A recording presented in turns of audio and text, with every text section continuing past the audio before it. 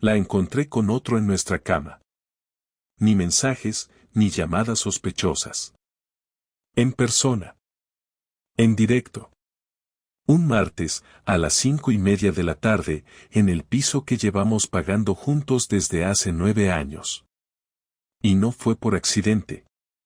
No es que llegara antes del trabajo por casualidad o que se le olvidara cerrar la puerta con llave. No. Fue porque mi jefe me echó sin previo aviso esa misma tarde, y volví a casa antes de lo previsto, con la cabeza caliente y el ánimo por los suelos. Creí que lo peor de mi día era haberme quedado sin trabajo. ¡Qué idiota! Subí las escaleras sin hacer ruido, como siempre. No me apetecía hablar con nadie. Solo quería una ducha, una cerveza y no pensar en nada. La puerta estaba entreabierta, lo que ya me pareció raro, porque Elena siempre ha sido paranoica con eso. Entré sin pensar mucho, dejé la mochila en el suelo del pasillo, y lo primero que noté fue el silencio. El salón estaba vacío, sin tele, sin música, sin el olor habitual de su incienso barato. Al principio pensé que no había nadie. Me dirigí al dormitorio, y fue entonces cuando lo escuché. Un gemido. Y no era de dolor. Ni tampoco de los que ella me hacía a mí. Me quedé paralizado. Podría decir que me entró un escalofrío, que se me cayó el mundo, o lo típico que se lee por ahí, pero no. Lo que sentí fue pura desconexión. Como si alguien hubiera apagado mi cerebro un segundo. Abrí la puerta sin hacer ruido, con la calma de un psicópata. Y ahí estaban. Él encima. Ella debajo. Y no me vieron. No se detuvieron. No grité. No dije nada. Cerré la puerta con la misma suavidad con la que la abrí, salí del piso, bajé las escaleras, y me senté en el banco frente al portal. Estuve ahí 45 minutos. Sin moverme. Mirando la puerta. Pensando. Y no en lo que acababa de ver, sino en lo que iba a hacer después. Porque ahí empezó todo. Volví a subir después de casi una hora. No tenía un plan exacto, pero sabía que no podía quedarme ahí fuera como un espectador de mi propia vida. Subí despacio, escuchando cada uno de mis pasos en las escaleras. Pensaba en si se habrían ido ya, en si me los iba a encontrar desayunando desnudos o quizás riéndose de mí con alguna complicidad de esas que uno solo ve en pareja cuando ya todo está perdido. Me paré frente a la puerta, que seguía sin estar cerrada del todo, como si el universo quisiera que yo viera todo sin tener que buscarlo. Entré sin hacer ruido, otra vez. No sabía muy bien qué esperaba ver. A lo mejor pensaba que se habrían vestido, que me encontraría una escena incómoda, tensa, pero no. La cama estaba vacía, la colcha arrugada, una almohada en el suelo, y un condón usado encima de la mesilla. No sé si fue el detalle del condón o el hecho de que ni siquiera se molestaran en ocultarlo, pero en ese momento sentí algo más fuerte que el dolor, desprecio. No por ella, no por él, sino por mí mismo. Por no haberme dado cuenta antes. Por haber creído que las pequeñas señales no significaban nada. Fui al baño y los escuché. Estaban en la ducha. Hablaban bajo, se reían. Ella le dijo que le encantaba cómo olía su cuello, y él le contestó que no pensaba marcharse tan pronto. Era su voz, pero con un tono que no usaba conmigo desde hacía años. Ese tono idiota que usan las parejas cuando creen que están solos y pueden decir lo que sea sin consecuencias. Me senté en la silla del comedor y esperé. Pensé en 1000 cosas. En nuestras vacaciones en Menorca, en las cenas con sus padres, en las discusiones tontas sobre qué serie ver antes de dormir. Pensé en el día que la conocí en la estación de trenes de Atocha, cuando le ayudé a recoger unos papeles que se le cayeron y terminó invitándome a un café como si aquello fuera una escena de película que ahora me parecía asquerosamente ridícula. Pensé en que habíamos hecho una hipoteca juntos, en que habíamos hablado de tener un hijo el año pasado, en que había dejado pasar demasiadas señales. No entendía cómo era posible que alguien con quien habías compartido casi una década pudiera deshacerse de ti como si fueras un mueble viejo. Cuando salieron del baño, me vieron sentado en la cocina. Él llevaba solo una toalla y el pelo empapado. Ella llevaba mi albornoz. Se quedaron paralizados. Ninguno dijo una palabra en los primeros segundos. Él fue el primero en hablar. Tío, esto no es lo que parece, soltó con la voz temblando. Elena se tapó un poco más con el albornoz, como si eso sirviera de algo. No contesté. Me levanté, fui al frigorífico, saqué una cerveza y la abrí. ¿Sabes lo jodido que es perder tu trabajo y encontrarte esto en el mismo día? Pregunté sin mirar a ninguno. Ella dio un paso hacia mí, quiso decir algo, pero levanté la mano. No hables. Ahora no. Si abres la boca ahora, no respondo. Ella se detuvo, como si supiera que era mejor quedarse callada. Él aprovechó para agarrar sus cosas y salir sin despedirse. Se fue como había venido, sin respeto. Nos quedamos los dos en silencio. Ella de pie, empapada, con mi albornoz puesto como una ironía cruel. Yo sentado en la silla, bebiendo una cerveza caliente y con la mente girando a 1000 por hora. Quería entenderlo. No para justificarlo, sino para tener algo a lo que agarrarme que no fuera odio. Pero no dijo nada. Ni una explicación. Ni una disculpa. Solo se quedó ahí parada, esperando que yo hiciera el trabajo sucio, que le preguntara, que le gritara, que le diera la oportunidad de sentirse víctima. Pero no le iba a dar ese lujo. Me levanté, fui al dormitorio, cogí una bolsa de deporte, metí un par de mudas, el portátil, el cargador y el pasaporte. Al salir, ella me seguía con la mirada. ¿Dónde vas?, preguntó por fin, con una voz temblorosa que parecía de otra persona. No tengo ni puta idea, pero seguro que a un sitio donde no esté durmiendo en una cama donde otro se te ha corrido dentro hace una hora, le contesté sin mirarla.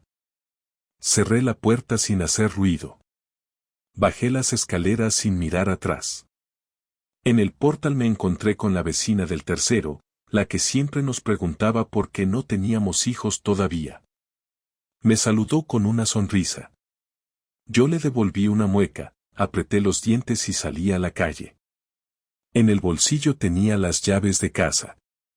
Pensé en tirarlas por una alcantarilla, pero no lo hice. Todavía no. Porque sabía que esto no había terminado. Esto acababa de empezar. No tardó ni un día en llamarme. La primera llamada la ignoré. La segunda también. A la tercera mandó un audio. Ni lo abrí.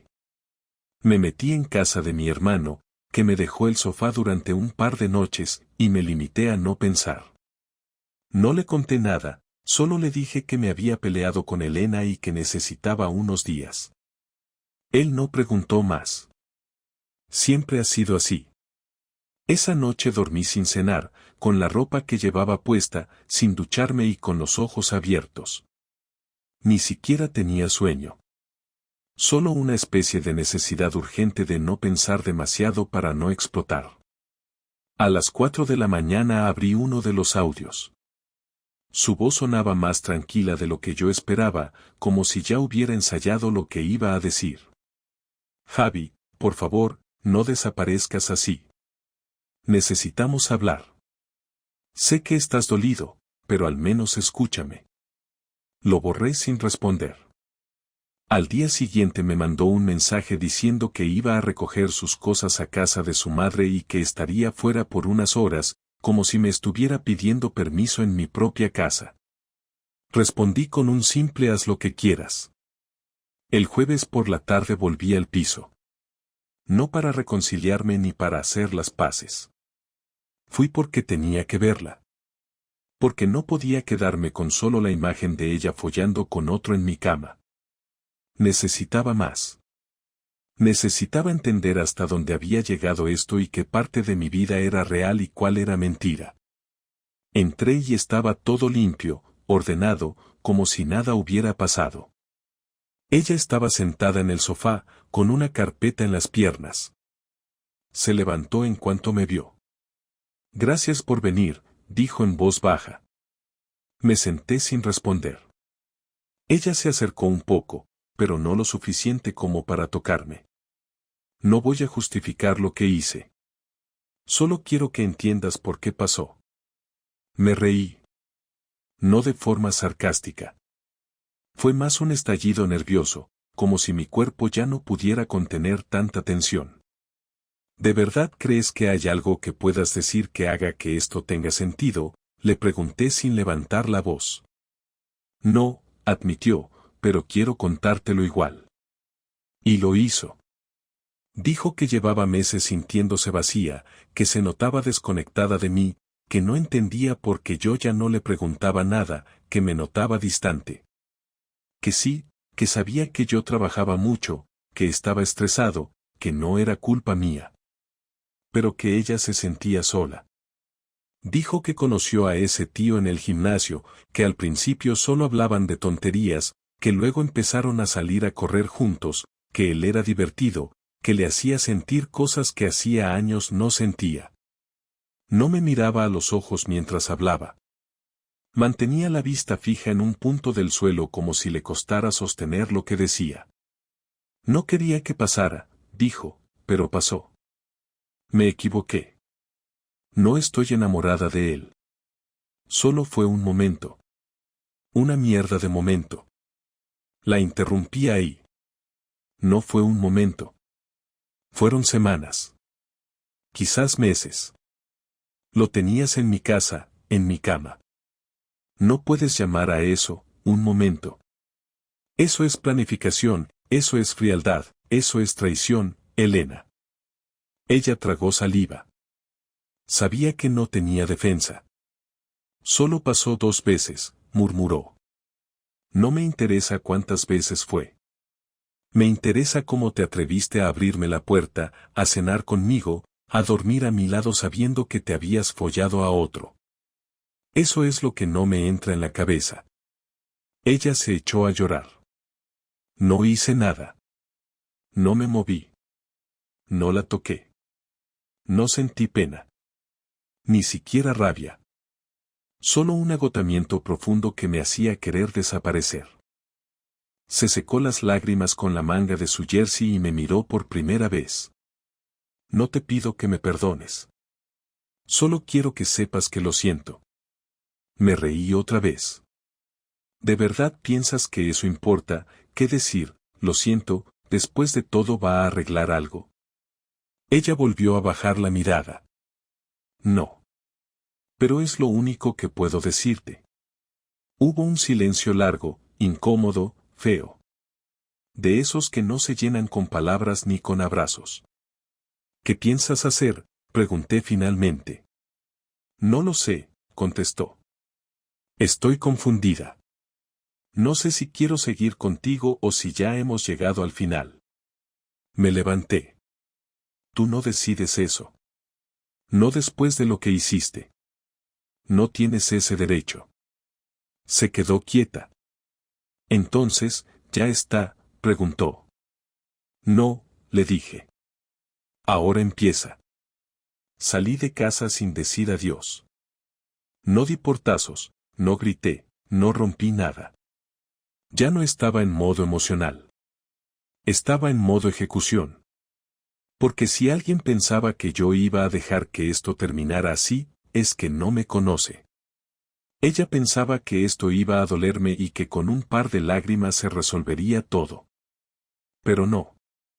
Ella no tenía ni idea de lo que venía después. Lo peor para ella todavía no había empezado.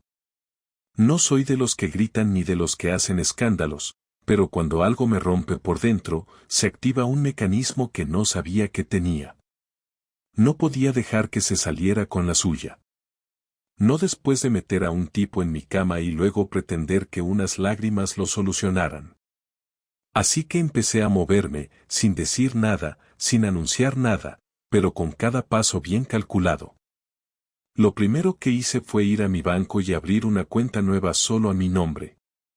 Pasé el dinero que teníamos en la cuenta conjunta, el que habíamos ahorrado durante años, con la excusa de por si algún día pasa algo.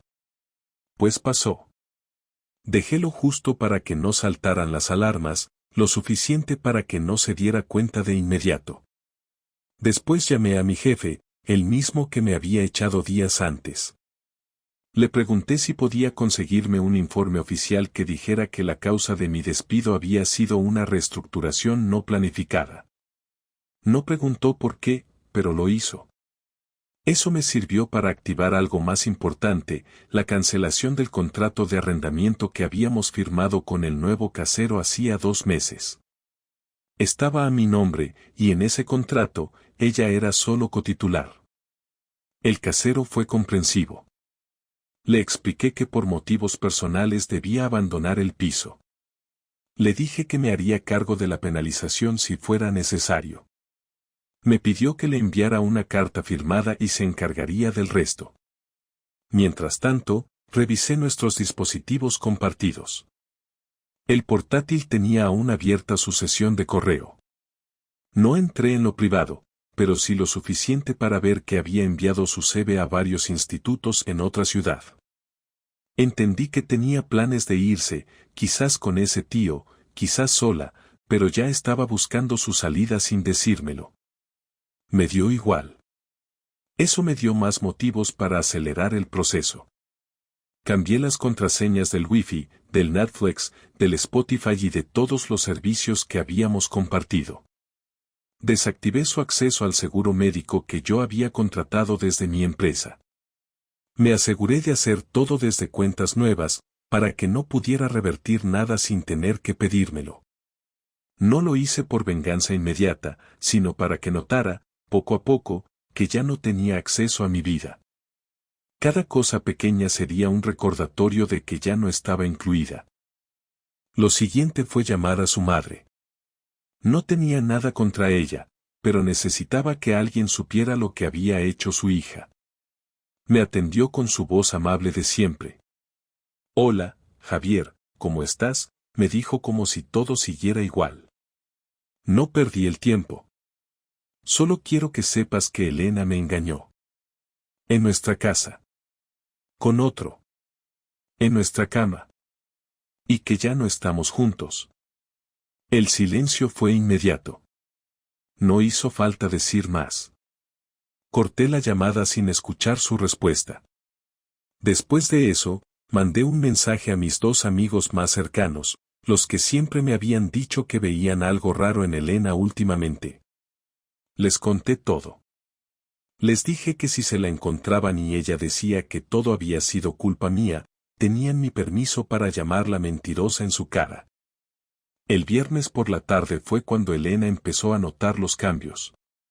Me llamó para decirme que no podía entrar al correo conjunto del banco. Le dije que ya no lo usábamos, que era mejor separar las cosas desde ya. No protestó, pero su tono cambió. «¿Estás haciendo esto para castigarme?», preguntó. «No. Lo hago para dejar de compartir nada contigo». «Ya no tienes derecho a nada mío», le respondí sin levantar la voz. «Me estás echando del piso», insistió. «Técnicamente, no. Solo avisé al casero de que me voy. Puedes hacer lo que quieras, pero tendrás que firmar un nuevo contrato si quieres quedarte. Está en su mano». Se quedó callada unos segundos. «No tienes que hacer todo esto.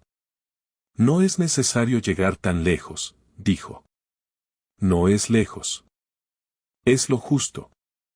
Esto no es castigo, Elena. Esto es consecuencia». El lunes volví al piso para recoger mis últimas cosas.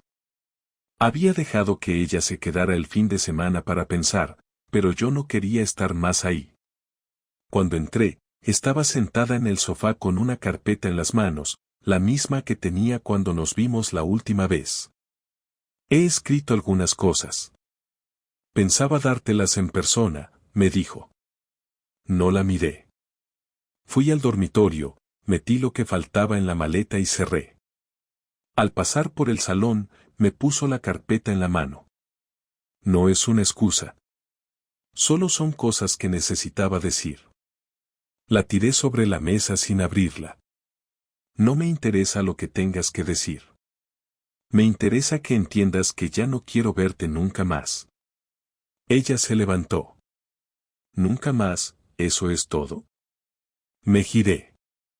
¿Qué esperabas? ¿Un abrazo, un perdón?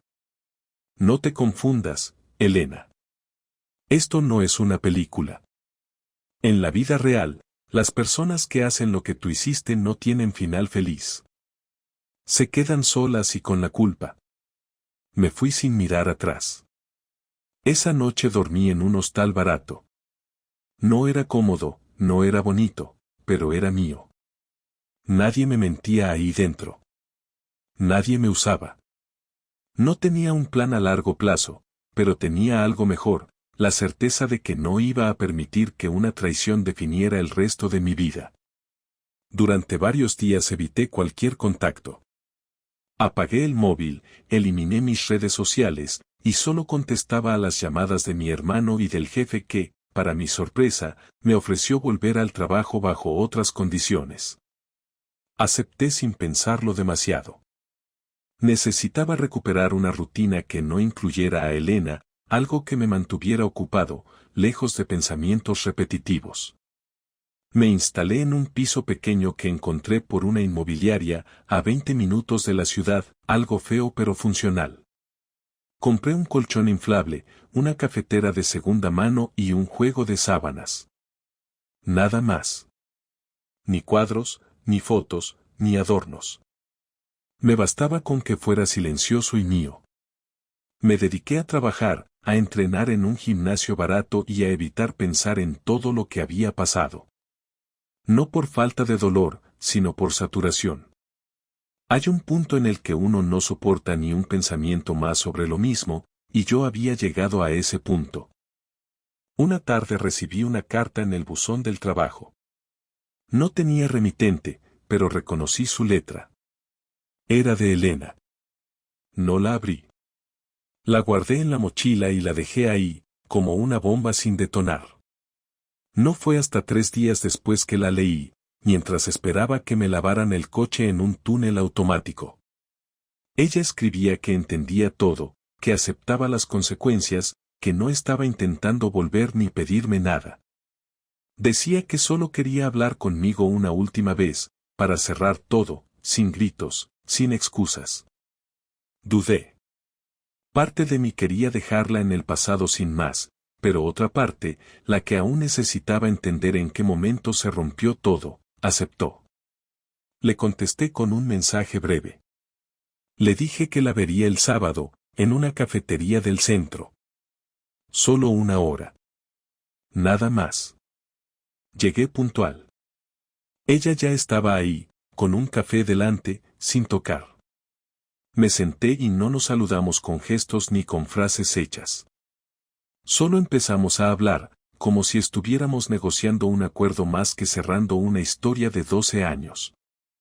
Elena fue directa. No te voy a decir que te amo, porque sería insultante en este momento, y tampoco voy a intentar recuperar lo que rompí. No tendría sentido. Asentí. No tenía ganas de interrumpirla. Tampoco voy a justificar lo que hice. Ya te dije lo que sentía, y no sé si tú lo creíste o no, pero era real. Me sentía sola, no contigo físicamente, pero sí emocionalmente. Y no es culpa tuya, no del todo. Yo también me alejé, me callé muchas cosas, hice como que todo estaba bien cuando no lo estaba, y cuando quise darme cuenta ya estaba buscando afuera lo que no tenía en casa. Esperé unos segundos. Tú sabes que eso no te da derecho a traicionar. Si te sentías así, lo hablábamos. Te ibas. Pero no haces lo que hiciste. No así. Ella bajó la mirada. Ya lo sé. Me equivoqué en todo. Y ahora lo estoy pagando. Perdí tu confianza, perdí tu respeto, y eso no se recupera. Se quedó callada. Yo también. No quería llenar el aire con frases inútiles. Solo quería que lo asumiera. Después de unos minutos, me miró. ¿Vas a divorciarte ya o vas a esperar más? Le contesté sin rodeos. Sí, voy a divorciarme. Ya hablé con un abogado. Va a ser limpio. Tú te quedas con tus cosas, yo con las mías. No quiero pelear por nada. No me interesa lo material. Solo quiero cerrar esto sin más vueltas. Asintió lentamente. ¿Y después de eso? Preguntó. Después, cada uno sigue con su vida. Tú harás lo que quieras y yo también. Sin interferencias, sin mensajes, sin café ocasional, sin amistad fingida. Nada. No pareció sorprendida. Lo entiendo. Pero quiero que sepas que aunque no sirva de nada, me arrepiento. Y no por haber perdido tu amor, sino por haber traicionado mi propia forma de ser. Por convertirme en alguien que no quiero ser. Por haberme dejado llevar como una imbécil por alguien que ahora ni me contesta los mensajes. Ahí sentí algo diferente. No era placer ni alivio. Era una especie de cierre involuntario. Saber que el otro también se había estrellado, aunque no te consuele, te deja más claro que todo fue una cadena de errores sin gloria. Tomé el último sorbo de café y me levanté. No quiero que me escribas más. No quiero saber nada de ti. No porque te odie, sino porque necesito reconstruirme sin tenerte cerca. No quiero tu voz, ni tu presencia, ni tus disculpas. Quiero desaparecer de tu vida como tú lo hiciste de la mía antes de meterte con ese tipo. No vuelvas a buscarme. No hay lugar para ti en lo que queda de mí. Ella asintió en silencio, sin lágrimas, sin teatro. Solo con los ojos bien abiertos, como si por fin hubiera comprendido la magnitud de lo que había hecho. Me giré y me fui. Caminé por la calle como si nada, como uno más entre cientos, pero con la sensación clara de que, por fin, lo peor había pasado. Pasaron 2 meses desde aquella última conversación y no volví a saber de ella. Ni un mensaje, ni una llamada, ni una notificación sospechosa. Nada. Cumplió con su palabra, y yo con la mía. El divorcio se resolvió sin drama, sin abogados caros ni amenazas ridículas. Firmamos los papeles en la notaría como si estuviéramos cancelando una suscripción. Ni una lágrima. Ni una súplica. Solo 2 personas que, después de arruinarlo todo, decidieron no hacer aún más daño. Volví al trabajo con la mente más centrada, aunque no del todo bien. Me costaba concentrarme, a veces me quedaba mirando la pantalla del ordenador sin saber qué estaba haciendo. Tenía días buenos, otros peores, pero empecé a salir adelante, que al final es lo único que importa. No me convertí en una versión mejorada de mí mismo, ni encontré una pasión nueva que me salvara, ni me refugié en frases bonitas de autoayuda. Simplemente me levantaba cada mañana, me duchaba, desayunaba lo justo y salía a trabajar. Volver a lo básico fue lo único que me sostuvo cuando todo lo demás ya no tenía sentido. Empecé a ver a una psicóloga que me recomendó mi hermano. Me costó aceptarlo, porque siempre pensé que podía con todo, pero la verdad es que no podía. La terapia no me dio respuestas mágicas, pero me ayudó a entender que parte de lo que pasó también fue por mi pasividad, por no saber leer los cambios, por no hablar cuando algo me molestaba, por dejar que la rutina me tragara sin hacer nada. Eso no justificaba lo que ella hizo, pero me hizo ver que yo también había sido parte del deterioro. Me costó asumirlo sin sentir culpa, pero lo logré. No me eché toda la responsabilidad, solo la que me correspondía. Acepté que las relaciones no se destruyen de un día para otro y que a veces nos volvemos tan cómodos en la costumbre que dejamos de cuidar lo importante. Lo entendí tarde, pero lo entendí. Mis amigos me invitaron varias veces a salir, a conocer gente, a pasar página, como decían ellos. No acepté. No tenía ganas de ponerme en modo conquista ni de fingir entusiasmo por conocer a alguien. Me hartaba la idea de volver a contar mi vida desde cero, de explicar quién soy, de hacerme el gracioso en un bar. Necesitaba estar solo. No por resentimiento, sino porque no tenía energía para nada más. Algunas noches me sentaba en el balcón del piso pequeño, con una cerveza en la mano, mirando al edificio de enfrente, sin pensar demasiado. No eran momentos tristes, solo vacíos. Vacíos necesarios. Aprendí que no hay nada más peligroso que intentar llenarlo todo rápido. Que a veces hay que dejar que el silencio haga su trabajo. Que no todo se arregla con movimiento. A veces la calma también sirve. Una tarde me encontré con la madre de Elena en el supermercado. Me saludó con un gesto y se acercó. Pensé que iba a decirme algo incómodo, pero solo dijo, no sabes cuánto lo siento. Le dije que no era su culpa, que no tenía que disculparse por nada. Me miró con cara de querer decir más, pero se contuvo. Te echo de menos en las comidas de los domingos, soltó antes de irse. Me quedé con esa frase durante días. No porque me doliera, sino porque fue la primera vez que alguien me recordó que no solo perdí a Elena, también perdí una familia. Una red de personas que había sido parte de mi vida por más de una década. Y eso también dolía, aunque no lo dijera en voz alta. Hace poco empecé a salir con alguien. Nada serio. Una mujer que conocí en el gimnasio. Me cae bien, nos reímos, hablamos sin tensión. No hay planes a futuro, no hay presión, solo una especie de compañía suave que no exige nada. Me basta con eso. No sé si voy a enamorarme otra vez, ni me preocupa. No estoy buscando nada. No quiero reconstruir lo que tenía. Quiero algo distinto, más tranquilo, más honesto. Si llega, bien.